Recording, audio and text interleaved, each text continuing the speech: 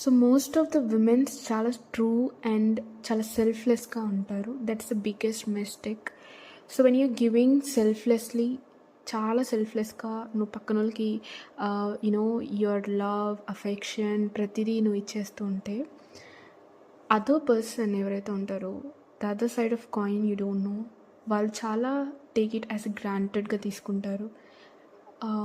First of all వాళ్ళు ఏమనుకుంటారంటే, whatever you are doing you will do somehow. So నువ్వు వాళ్ళు ఉన్నా లేకపోయినా you will give the same effort. వాళ్ళు 10 days తర్వాత నీ దగ్గరికి వచ్చినా కానీ you will give the same.